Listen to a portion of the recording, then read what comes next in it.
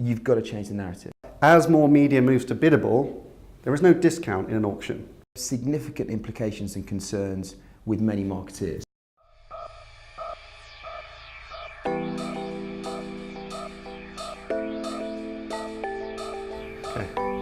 Okay, very good to be back in London. Welcome back. Thank you, mate.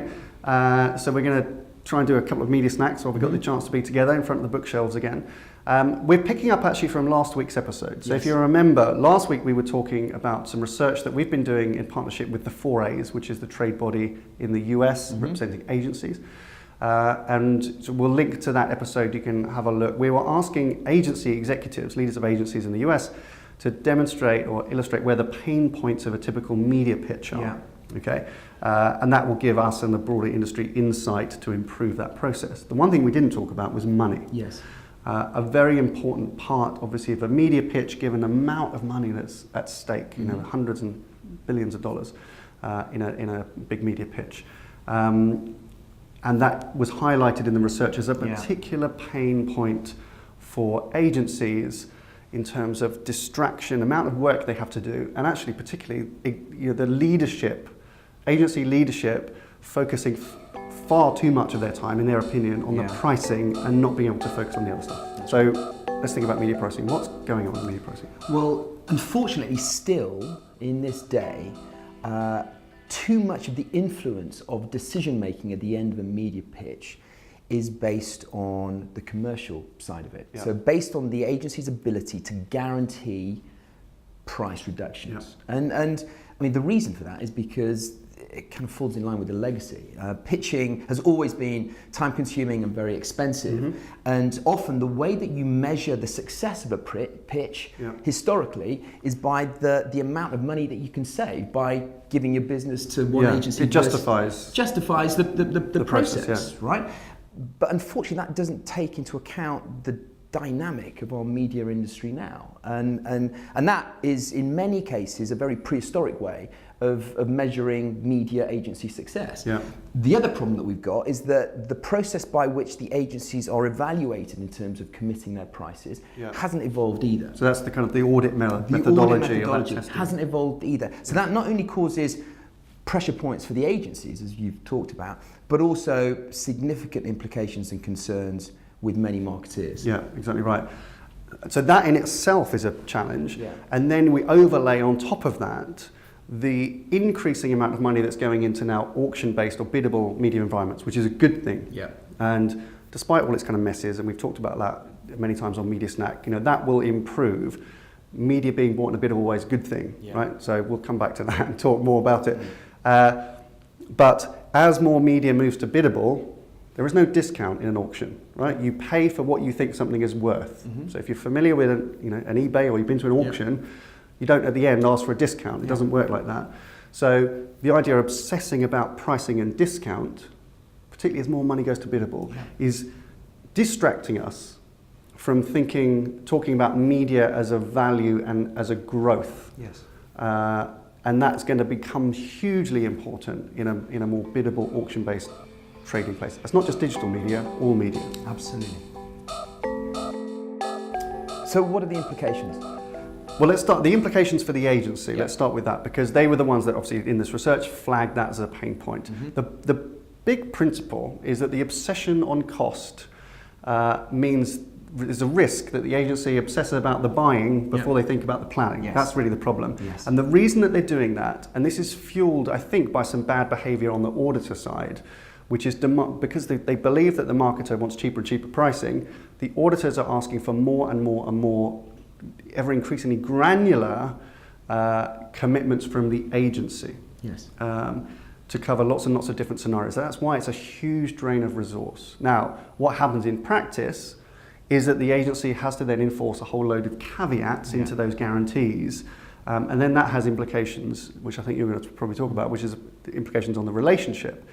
But the risk for agencies is that it distracts them from doing really good planning work. Yes. And that's a risk for the marketer. Absolutely. Another of the biggest problem, I think, from the marketer, and we've seen it time and time again, they've just gone through a lengthy, rigorous sometimes inspirational and motivational process. And then the first year of that agency relationship, which should be the honeymoon period, Yep. where everything is going smoothly, they spend the first 8 to 10 months arguing Yeah. about delivery of the pricing commitments that were made in the pitch process. Yeah. And then trying to unravel themselves from this myriad of caveats that Yeah. have been placed in the pricing commitments in order to allow the agencies a little bit of wriggle room, because the process itself was unclear and ambiguous. Yeah, exactly. And just thinking back to the agency again for a second in response to that, is that the process at the moment incentivizes a media agency to prioritize pricing and discount. Yes. Whereas really the implication for the marketer should be that you have a media agency that's focused on value and growth. Yes. And that should be the obsession. Right, so what should marketers do? They have to change the narrative. Yes. At the moment, in so many organizations, media is still associated with price savings, discounts, rebates, e-auctions.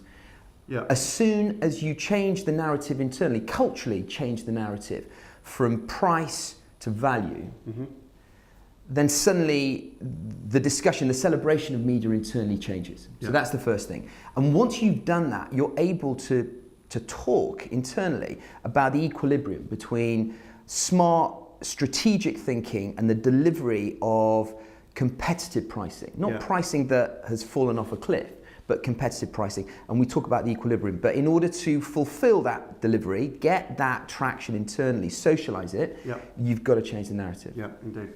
I think one of the other things that a marketer, and we advocate so strongly, marketers need to think about it as separating lines of business. That's a phrase that we've used a lot over the course of Media Snack and our work with advertisers. And what we mean by that is pay for planning and pay for buying. Yeah. Like separate them out. When you only pay a media agency for buying, then they're going to obsess about buying. And when you set discount as a KPI, they're only going to obsess about discount. We strongly advocate, you don't have to work with separate agencies for planning and buying, but pay typically a fee for the planning product, and that should be done first. Yes. And then the agency or an agency should be able to execute the buying in a way that the agency is not income dependent on that. Yeah. Now this changes significantly in a biddable environment as well. Should make it easier actually, Yes. because you'd be very clear based on your data analytics and insight, the kind of media you want to buy, good strategy work, and then you go execute the buy in a non-discount environment, which is really good. Which is why when preparing for a pitch, perhaps in the next 18 months, 2 or 3 years, it's about preparing for a biddable marketplace. Yeah. So reducing the influence of pricing as a significant component of decision making, but making sure that you've got the right components in place for the marketplace that you're going into. Exactly right. And that's a different set of KPIs. Yeah. So, if you're thinking about that right now, don't tie up an agency now for the next 2 or 3 years on, discounts on TV buying. Think about what those different KPIs are. Discount in media is not a KPI. Yeah. Solution for growth or growth is a KPI.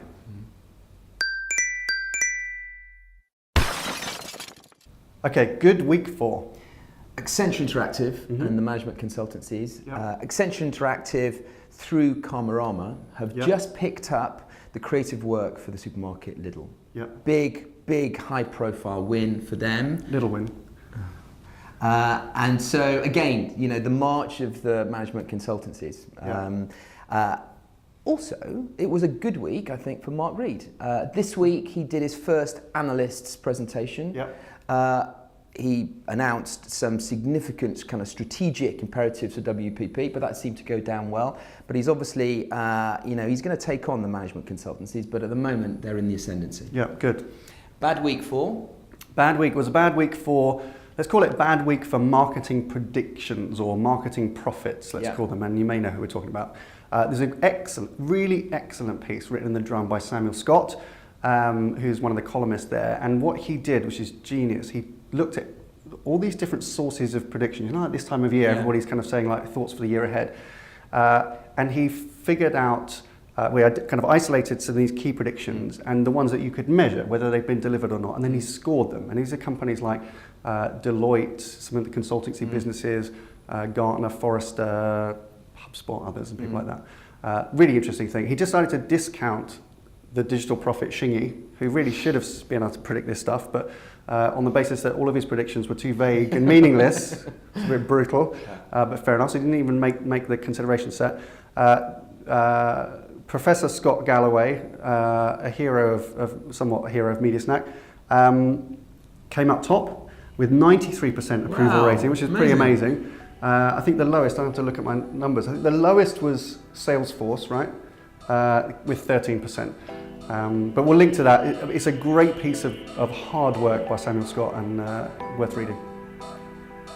Okay, question of the week. Is price discount a KPI? Yes, no, whatever. Excellent, good.